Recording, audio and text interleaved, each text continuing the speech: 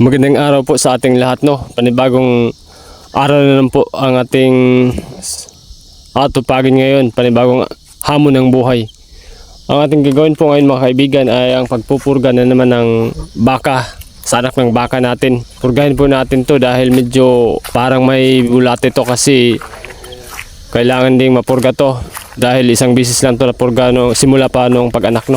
Kailangan mapurga po natin ngayon para mapapatay po lahat ng mga bulate sa kanyang bituka. Pero bago yan, shoutout nga po pala muna tayo. Shoutout nga po pala uli kay Romulo Tiro Jr. na taga-subaybay ng ating mga videos, no. At shoutout din kay JB Esconia, kay Jose Bobby Ilanan, kay Tita Nancy Saturnino, pati na rin sa kanyang husband na nasa ibang bansa ngayon, kay Tito Freddy Saturnino, pati na sa kanilang anak ni Saidi, at kay Dinirid, pati na rin kay Tito Arthur Ilanan na nag-share din ng ating video, no? Pati na kay Jose Lito Nailon. Ang ating gagawin pala ngayon ay ang pagpupurga ng anak ng baka natin. Itong Kupilax ang gagamitin natin pampurga sa anak. Hindi na to madali lang to kasi na may tali na po ito. Paiksian lang natin ang tali para hindi siya makakagalaw. Pero bago yan, durugin muna natin ang Kupilax ulit, no? I-pulverize muna natin para mahalo talaga siya sa tubig bago natin ipainom sa bakang ito.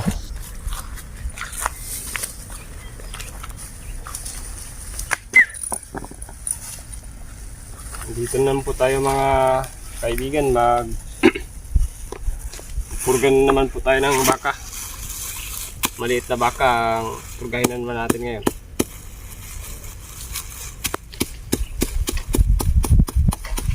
Ito lang muna ang upload natin kasi hindi pa po tayo nakapunta sa mga kuweba, no, na gusto natin puntahan.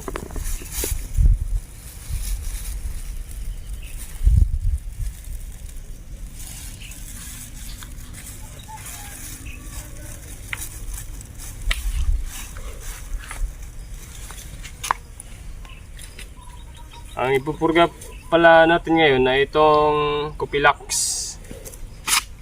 Haluan natin ng maliit na tubig.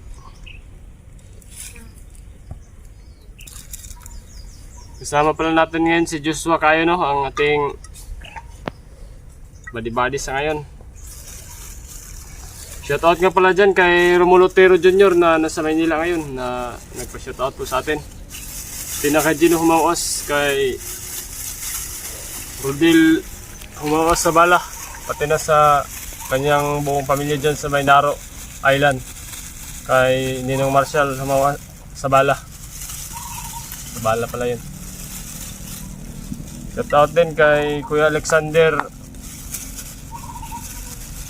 Monterola, pati na rin kay Raymond Retoya na nakasama natin sa pagtuklas sa kuweba dyan sa may bundok ng Biya noong nakarang mga buwan.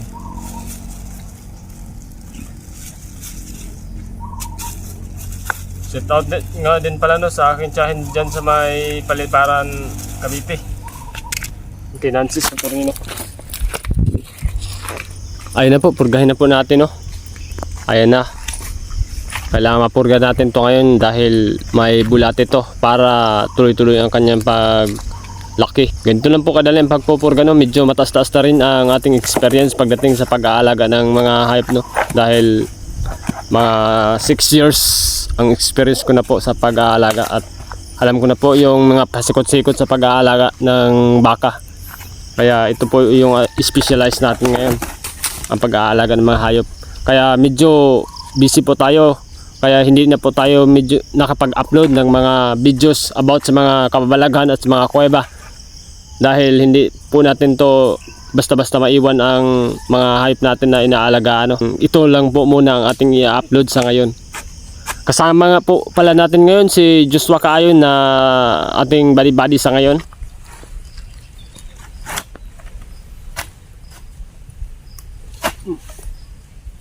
Ito pala ang kinagigiliwan namin dito sa probinsya, ay ang pag-aalaga ng mga baka.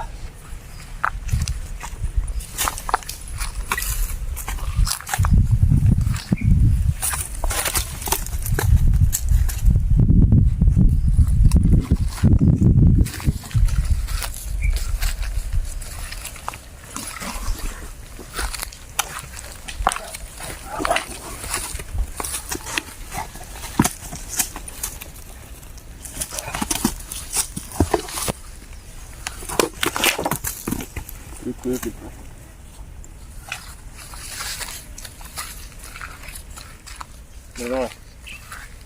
Diba?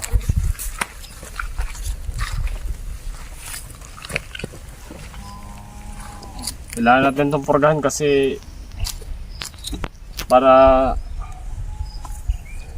mas mabilis siya lumaki.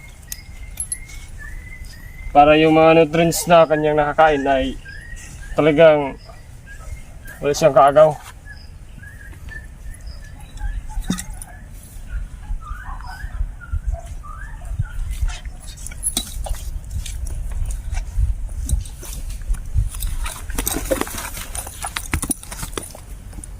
Okay na po, ganoon lang kadali ang pagpurga ng baka.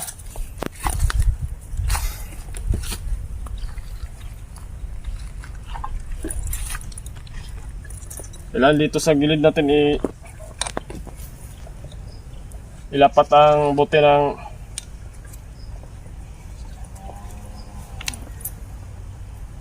nilalagyan natin ng pilax para diretso sa kanyang tiyan. Hanggang sa susunod po pala ng ating video. Salamat sa lahat ng mga sumuporta. Okay, tapos na po ang ating pagpupurga, no? Sa mga mahilig na po pala sa mga kababalaghan, sa mga kuweba, ay maaari po tayong mag-subscribe ng ating munting channel upang mas updated po tayo sa mga kuweba na aking papasukin sa darating mga araw. Tapos na po pala ang ating pagpupurga ngayon. Ayan na po. Sobrang dali lang po ang pagpurga ng alaga nating mga baka, no? Kailangan natin purgahin dahil ang bulate kasi ay isa rin sa sanhi ng pagkakamatay ng mga alaga natin.